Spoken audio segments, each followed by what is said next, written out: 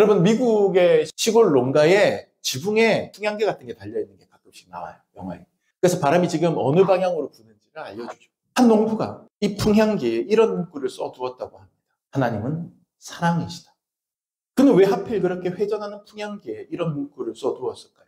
삶을 살아가다가 어떤 바람이 불든, 어떤 식으로 바람이 불어오든, 우리가 어떤 바람 앞에 서든, 그것이 뜨거운 바람이든 차가운 바람이든 동남풍이든 서북풍이든 결국 우리는 하나님의 사랑 안에 있다는 고백입니다. 그 바람의 성격과 상관없이, 그 바람의 방향과 상관없이 고난의 바람이 불어도 하나님은 사랑인 거고, 잘 되는 바람이 불어도 하나님은 사랑인 거고, 내가 상처받는 그런 바람이 내 인생에 불어와도 하나님은 사랑인 거고, 내가 회복되는 바람이 불어도 그것도 하나님은 사랑인 거고, 어떤 바람이 어떤 방향에서 내 인생에 불어와도 결국 하나님은 사랑인 거고, 하나님은 내 인생에 사랑으로 역사하시는 분이라는 고백이에요.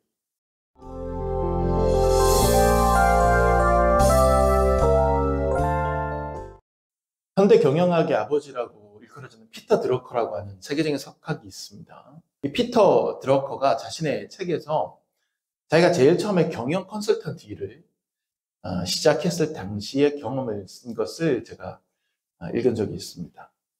그때 그는 뭐 경제학, 경영학 이런 부분만 공부했던 사람이기 때문에 실물에서, 현실에서 공장이 어떻게 생산 라인이 가동되고 또 공장이 어떤 식으로 굴러가는지에 대한 메커니즘이 그렇게 자기에게 전문적으로 와 있지 않던 그런 이론가였던 풋내기 시절에 처음에 이제 경영 컨설턴트를 어떻게 해야 되느냐, 그것에 대해서 일을 배워나갈 때 어떤 공장이 잘 관리되고 있는 공장인지, 또 어떤 공장은 그렇지 않은 공장인지를 구별하는 법을 배웠다고 합니다.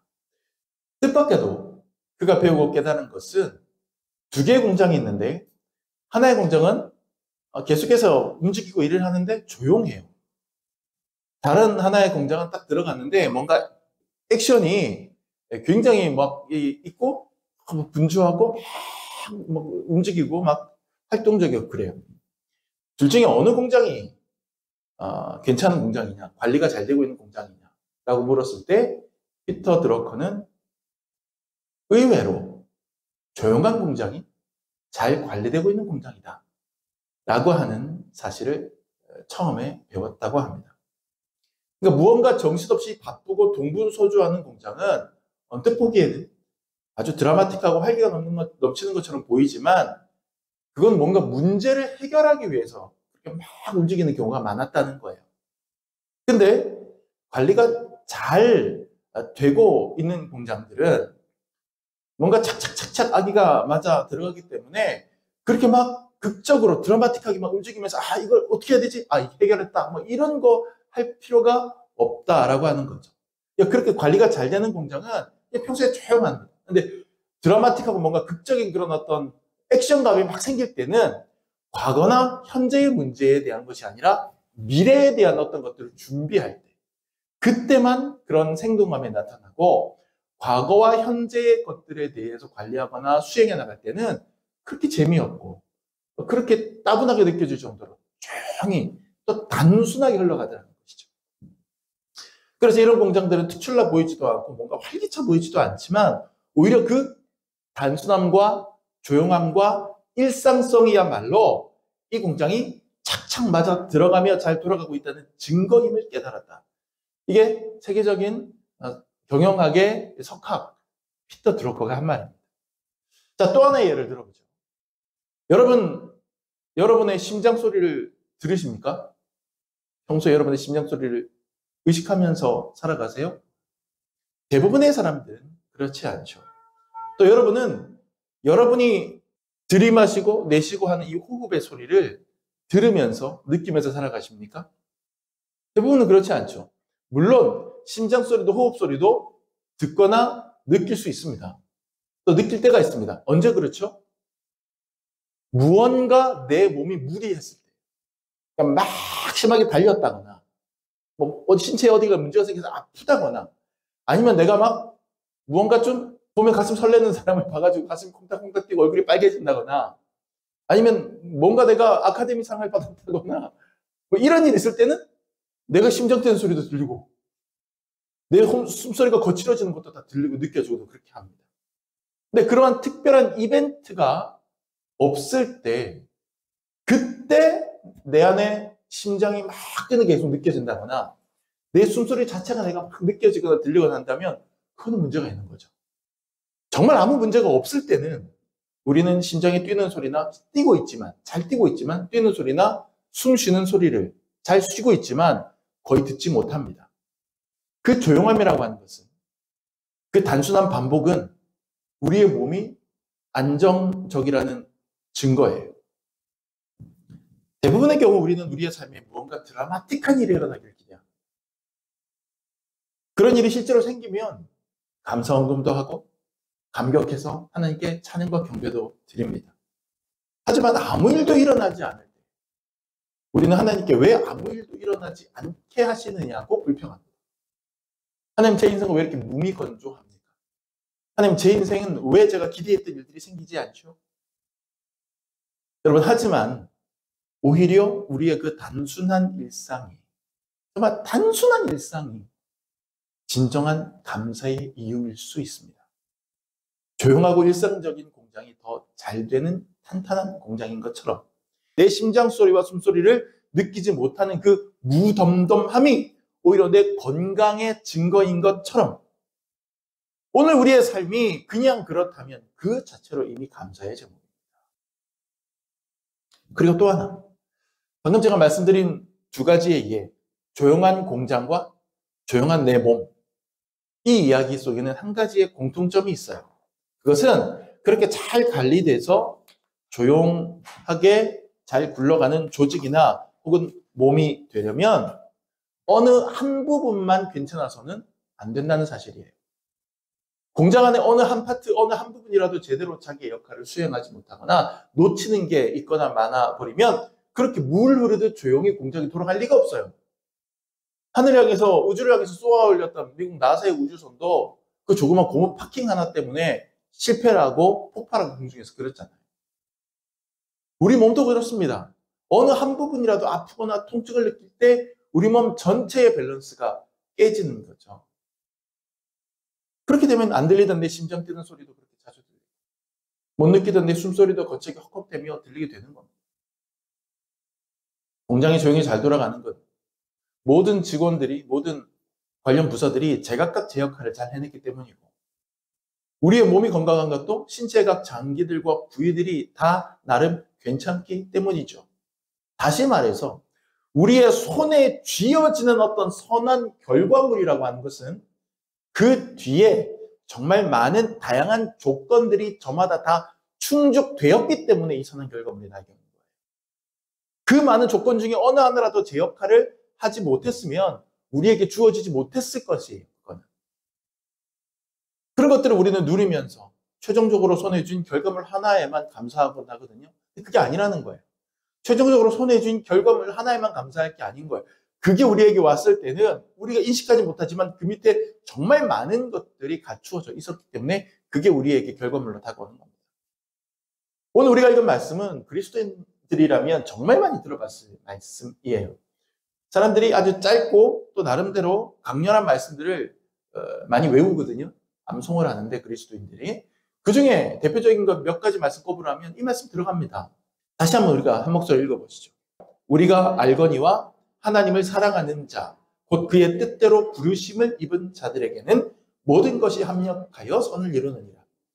여러분, 하나님을 사랑하는 자, 곧 그의 뜻대로 부르심은 자들, 이렇게 좀 길게 붙여서 표현했지만 한마디로 이들은 곧 하나님의 사람, 즉 성도들, 그리스도인들 가리키는 겁니다. 저와 여러분 같은 사람들이에요. 그리스도인들 말하는 거예요. 이 그리스도인들, 성도들은 하나님이 보내신 특별한 선물을 받게 됐는데 그 선물이 뭐냐? 오늘 본문에서 선을 이룬다 그랬어요. 합력하여 선을 이루느니라. 하나님께서 우리의 삶에 선을 이루어 주시는 거죠. 그렇죠? 그러면 정확하게 이 하나님께서 우리의 인생에 이루어 주시는 선이라고 하는 게 뭐냐? 그리고 하나님은 선하신 분이기 때문에 하나님의 선하신 속성으로 우리의 삶에 하나님의 속성과 같은 그 선을 이루시는 것인데 그 하나님의 속성에 따라서 우리의 삶에 이루어지는 그 선이라고 하는 것은 우리의 인생 속에서 무엇을 말하느냐? 이런저런 많은 해석들이 있을 수 있겠지만 저는 본문의 전후 문맥에 미루어 봤을 때 이 하나님께서 이루시는 선은 우리의 구원이라고 생각합니다. 모든 것이 합력하여 우리를 구원에 이르게 하는 뜻인 거예요, 사실은. 왜냐하면 이 본문 하나만 놓고 보는 게 아니라 앞뒤 전후의 맥락을 보면 그래요. 그러면 이 우리가 읽었던 오늘 본문의 앞부분이 뭐냐? 죄로부터 해방되는 이야기부터 시작돼요. 죄로부터 해방되는 거, 그다음에 성령의 역사, 뭐 이런 것들, 그다음에 고난과 탄식 이런 것들을 다 거친 다음에 모든 것이 합력하여 선을 이룬다. 그리고 그 뒤에 그 누구도 우리를 끊을 수 없는 그리스도의 사랑을 노래합니다. 그러니까 절대로 하나님 안에서 끊어질 수 없는 그 사랑으로 우리가 구원받는 거. 그것이 여기서 말하는 하나님께서 선을 이루시는 그 말씀의 내용인 거예요. 하지만 전체 문맥의 흐름으로 보면 우리의 삶에 선을 이루신다라고 할 때 그것이 우리의 구원을 말하는 것이 되지만 우리가 이 문맥의 끈을 조금 느슨하게 놓고 우리의 삶에 적용을 하면 비단 이 구원이라고 하는 굉장히 우주적이고 엄청난 사건 외에도 하나님께서 우리의 삶에 베풀어 주시는 크고 작은 모든 선한 은혜를 우리가 선한 일이라고 볼 수도 있지 않을까. 그렇게 우리가 조금 융통성 있게 해석할 수도 있을 것 같아요. 유연하게. 여러분, 우리의 일상 속에 하나님이 주시는 정말 많은 선한 일들이 있지 않습니까? 그 모든 일들이 하나님이 우리의 삶에 이루어 주시는 선이라고 볼 수 있는 거예요. 선. 자, 그런데 여기서 중요한 하나의 표현이 나옵니다.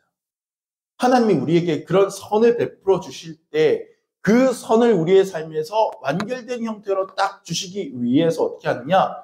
모든 것이 합력한다는 거예요. 모든 것이 합력하여 선을 이룬다는 거죠. 그러니까 하나님께서 모든 것이 다 합력해서 우리에게 딱 갖다 놓을 수 있도록 그렇게 하신다는 얘기입니다. 여러분, 오해하지는 마시기 바랍니다. 모든 것이 합력하여 선을 이룬다는 이야기를 우리가 많이 어떻게 해석하냐면 우리가 바라고 원하는 것들을 우리의 손에 주어지게 하기 위해서 하나님께서 모든 것들을 내 중심적으로 다 이렇게 갖춰서 착착착착 해주는 그런 뜻은 아니에요. 하나님, 내가 복권에 당첨되고 싶습니다. 그럼 하나님께서 복권에 당첨되고 싶어? 야, 그럼 모든 것을 해서 복권 기계 조작하고 착착착착 해서 내가 원하는 대로 모든 것이 합력하여 그런 의미가 아니에요. 모든 것이 합력하여 선을 이룬다는 것은 내 뜻대로, 내 의지대로 되게 하기 위해서 하나님께서 모든 것을 내 중심대로 그냥 다 이렇게 막 맞춰주신다. 이건 약간 일종의 왕자병, 공주병 증상인 거지. 이거 하나님의 방법은 아닙니다. 그런 뜻이 아니에요. 여기서 하나님께서 모든 것이 합력하여 선을 이루게 하신다라고 할 때 우리는 이것을 어떻게 해석을 해야 되느냐? 하나님께서 우리에게 베풀어 주시는 그 결과물들 아래에는 정말 많은 것들이 힘을 합쳐서 그것이 이루어진 것이다. 라고 하는 것을 강조하는 표현으로 봐야 됩니다. 자, 이게 바로 오늘 제가 여러분에게 강조하고자 하는 포인트인데요. 우리는 보통 우리에게 주어진 어떤 결과물에 대해서 특히 꽤나 괜찮게 주어진 결과물에 대해서 감사하기 마련이거든요. 대학에 합격한 거에 대해서, 사업에 성공한 거에 대해서, 병이 나은 거에 대해서 우리는 감사합니다. 하지만 그 모든 일들은 인생이라는 수면 위로 얼굴을 살짝 내밀고 있는 빙산의 윗부분, 우리의 눈으로 확인할 수 있는 빙산의 윗부분에 불과해요. 그 결과물이라고 하는 것은. 그 바다 아래에 보면 빙산의 일각이라고 하는 그거잖아요.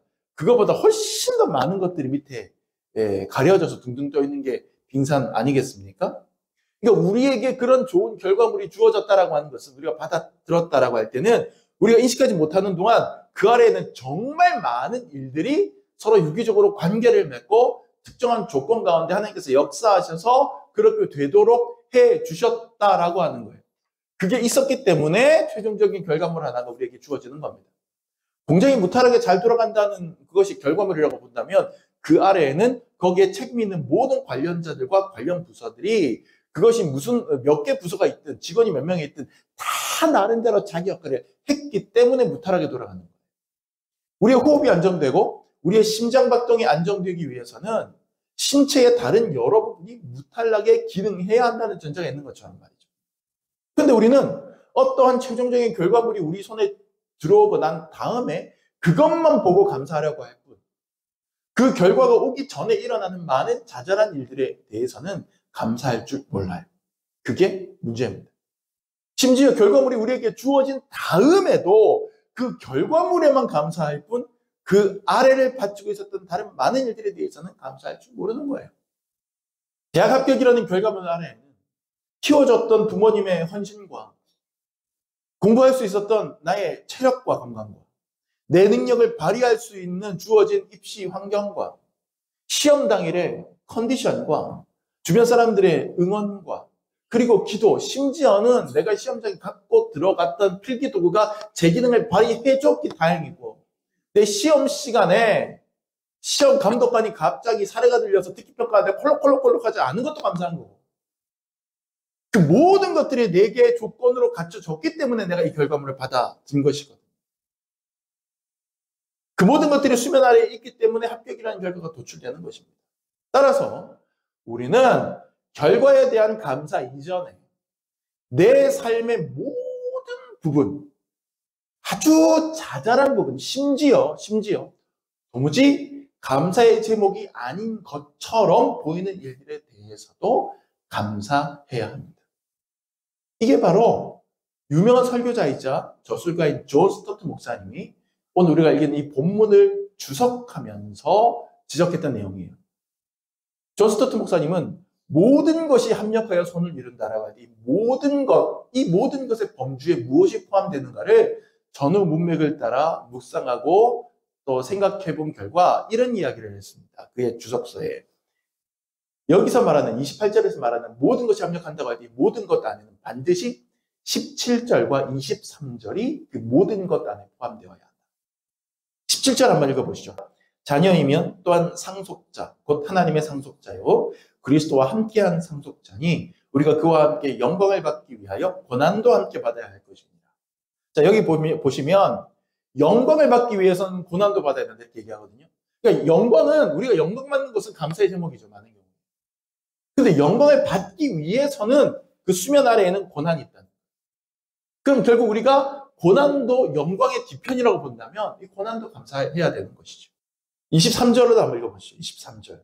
그뿐 아니라 또한 우리 곧 성령의 처음 익은 열매를 받은 우리까지도 속으로 탄식하여 양자 될 것, 곧 우리 몸의 성령을 기다리느니라. 자, 우리가 성령 받았어요. 그리고 그냥 뜨끈뜨끈해. 이제 막 첫사랑에 빠졌어요. 그런 우리, 정말 은혜로 그냥 모든 게 다 감싸질 것만 같은 그런 뜨끈뜨끈한 은혜를 받은 우리조차도 속으로 탄식한다는 거예요. 속으로 탄식해요. 여전히 인생은 고난이고, 여전히 죄의 기세는 매섭고, 그래서 우리가 막 은혜 받아가지고 모든 걸 다 할 수 있을 것처럼 앞으로 나가다가도 현실에 턱 부딪히고 죄의 것에 턱 부딪히고 좌절하고 쓰러지면서 나는 이거밖에 안 되는 인간인가.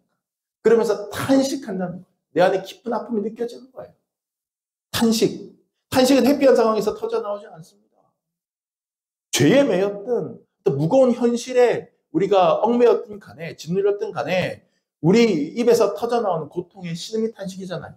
근데 그 탄식조차도 합력하여 선을 이루는 그 모든 것에 포함된다는 것이 존 스토트 목사님의 통찰입니다. 하나님의 계획은 알 수가 없죠. 왜 우리에게 고난을 주시는지, 왜 우리 입에서 탄식이 터져 나오게 하는지. 하지만 믿음을 가질 때, 그 믿음의 눈으로 볼 때 고난도 탄식도 결국 하나님이 선을 이루는 재료인 거예요. 하나님이 우리를 구원해 가시는 재료인 거예요. 여러분, 우리가 죄의식을 가지고 내 죄를 깨닫고 고통스러워하면서 몸부림치면서 죄 때문에 두려워하는 과정 없이 어떻게 우리가 구원을 갈망합니까? 여러분, 우리가 어둠을 경험해 보지 않고 어떻게 빛을 향해 눈을 돌릴 수 있습니까? 감사죠. 감사의 제목이죠. 왜 우리에게 고난 주는지 또 탄식이 나오는지 알 수 없지만 믿음을 가질 때, 믿음의 눈으로 볼 때 고난도 탄식도 결국 재료예요. 하나님이 우리 인생에 선을 이루어 가시는 재료예요. 그러니 고난도 감사의 제목이고 탄식도 감사할 일입니다. 이것이 바로 모든 것이 합력하여 선을 이룬다는 의미가 되는 거죠.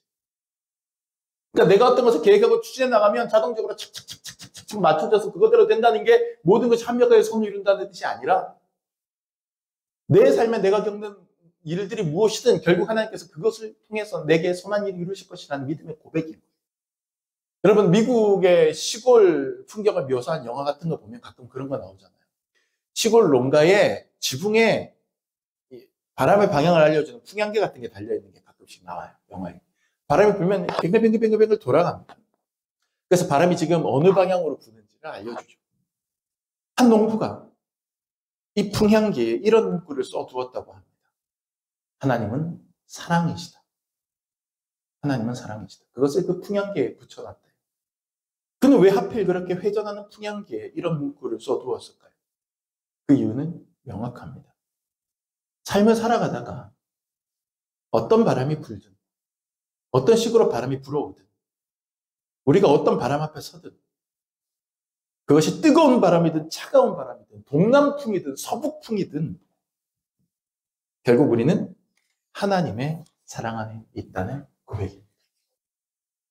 그 바람의 성격과 상관없이, 그 바람의 방향과 상관없이 고난의 바람이 불어도 하나님은 사랑인 거고, 잘 되는 바람이 불어도 하나님은 사랑인 거고, 내가 상처받는 그런 바람이 내 인생에 불어와도 하나님은 사랑인 거고, 내가 회복되는 바람이 불어도 그것도 하나님은 사랑인 거고, 어떤 바람이 어떤 방향에서 내 인생에 불어와도 결국 하나님은 사랑인 거고, 하나님은 내 인생에 사랑으로 역사하시는 분이라는 고백이에요. 우리에게 주어지는 현실이 어떤 때는 순풍입니다. 어떤 때는 태풍입니다. 어떤 때는 찬바람입니다. 어떤 때는 더운 바람입니다. 그럼에도 불구하고 늘 거기에 감사하면서 살아간다. 그 모든 것들이 결국에는 선을 이루는 결과로 합력하게 될 것입니다. 그러니 여러분, 우리는 모든 것에 감사해야 합니다. 비빔밥을 한번 생각해 보십시오. 비빔밥에는 여러 재료들이 들어갑니다. 그 중에는 고기와 밥처럼 대부분의 사람들이 좋아하고 또 그것 자체로만 찍어 먹어도 이게 충분히 훌륭한 식재료들이 있습니다. 하지만 또 비빔밥에는 여러 나물 같은 것들도 들어가는데 그 중에 어떤 것들은 그것만 먹어가지고는 별다른 감흥이 없는 그런 보조 식재료에 불과해서 간과하기 쉬운 그런 것들도 들어갑니다. 심지어 거기에는 매운 초장 같은 것들도 있는데요. 보통 여러분 비빔밥에 초장 한 숟가락 이렇게 툭 쳐서 넣잖아요. 우리 비벼서 그걸 맛있게 먹는데 여러분 거기에 들어가는 양만큼 딱 떠서 한 입에 한번 넣고 삼켜보십시오. 예. 물론 아주 독특한 분들이 이 세상 살아가다 보면 한두 명씩 이상한 기인들이 있어서 그분들은 예외로 하고 대부분의 사람들은 그것만 쪽 빨아먹으면 힘들 겁니다. 맵고 그래서 말이죠. 하지만 그 모든 것들이 그 다양한 것들이 하나의 대접 안에 다 모여서 합력했을 때 쓱쓱 비벼서 한 입 떠넣으면 정말 멋진 시너지를 발휘하게 됩니다. 합력해서 선을 이루게 됩니다. 때때로 우리의 삶에 매운 초장 같은 아주 쉽지 않은 일들이 찾아옵니다. 그런 것들을 우리가 그 일로만 받아들이면 그것을 견디기 힘들어요. 그런데 우리가 굉장히 거시적인 눈으로 하나님께서 내 인생에 행하시는 그런 큰 비빔밥 같은 그런 사건의 하나의 재료들로 우리가 인식했을 때는 그것은 우리의 인생을 더욱더 맛있게 만들어주는, 우리의 인생을 더욱더 귀하게 만들어주는 그런 걸로 역할을 하게 됩니다. 우리에게 선을 이루신 하나님 은혜 마치 비빔밥과 같아서 여러 시간, 여러 사건, 여러 조건, 여러 상황들이 어우러져서 어떤 결과물들로 우리에게 나타나는 것인데 그것들 중에 어떤 시간들, 어떤 조건들은 우리가 좋아할 만한 것이겠지만 또 어떤 시간들, 어떤 조건들, 어떤 상황들은 별 감흥이 없는 우리가 평소에 간과하는 그런 나물 같은 식재료들 같은 그런 것들일 수도 있고 또 어떤 것들은 그 자체로는 오히려 거부하고 싶은 초장이나 참기름 같은 그런 것들일 수 있습니다. 하지만 그 모든 것들이 하나님의 사랑과 은혜라고 하는 그런 보울 안에 버무려질 때, 믹스될 때 한 그릇의 멋진 요리가 되어집니다. 그러니 여러분, 삶의 매 순간 우리에게 다가오는 크고 작은 일들을 그냥 흘려보내지 마시기 바랍니다. 우리가 오늘 겪고 있는 매 순간 작은 일들은 우리에게 있어서 비빔밥 재료일지도 모릅니다. 하나님이 내 인생에 만들어주시는 멋진 비빔밥의 한 재료일지도 모릅니다. 때때로 눈물이 나는 매운 시간이 또 고난이라는 이름으로, 탄식이라는 이름으로 찾아올지라도 그 모든 것들이 합력하여 내 삶의 선을 이룰 것이라는 그 비빔밥의 믿음으로 오히려 감사하시기 바랍니다. 그럼 얼음이 오는 온도가 몇 도죠? 몇 도죠? 우리 요새 한창 과학에 꽂혀 있는 우리 주민이 얼음은 몇 도에서 얼어요? 어느 점? 그까지는 안 물어봤어요. 예. T예요, T. 얼음이 어느 점? 그러면 이렇게 물어볼게요. 얼음이 녹는 점은 몇 도? 0도이죠. 보세요. 0도씨입니다. 0도씨를 어느 쪽에서 바라봅니까? 누군가는 그것을 0도씨를 0도씨부터 얼음이 얼어라고 말할 겁니다. 누군가는 0도씨를 보면서 야 이제 얼음이 녹겠네라고 생각할 겁니다. 같은 0도씨인데 어느 점으로 볼 것이냐 녹는 점으로 볼 것이냐 그것은 본인의 선택입니다. 고난도 탄식도 불평의 눈으로 보면 추운 계절의 전조가 되겠지만 감사의 눈으로 보면 따뜻한 해빙기의 전조가 될 수도 있습니다. 이러한 믿음으로 삶을 바라볼 때 우리는 모든 것이 합력하여 선을 이루는 은혜를 발견할 수 있게 되는 것이죠. 다만 우리가 노력해야 될 것은 하나님을 사랑하는 것입니다. 오늘 본문 상반절이 그렇게 말하잖아요. 이 모든 합력하여 선을 이루는 일들은 누구에게 주어지느냐? 하나님을 사랑하는 자. 곧 그 뜻대로 부르심을 입은 자. 하나님을 사랑하는 자에게 주어진다고 말합니다. 우리가 하나님을 사랑할 때, 그 사랑을 믿을 때 우리는 그 뜻대로 부르심을 받은 성도가 되고 그럴 때 모든 순간 모든 일은 그 길흉 여부에 상관없이 마침내 하나님의 선을 이루는 감사의 순간으로 비벼지게 될 것입니다. 오늘 점심 식사 메뉴가 비빔밥이라고 합니다. 그래서 비빔밥 맛있게 드시고 합력해서 선을 이루게 하시는 하나님의 비비시는 은혜에 비빔 하시면서 그 비비시는 은혜에 결과물뿐 아니라 모든 작은 순간들에도 감사하기로 다시 한번 결심하는 하나님을 사랑하고 그 뜻대로 부르심을 입은 성도 되시기를 우리 주님의 이름으로 감사하며 축복합니다. 기도합시다.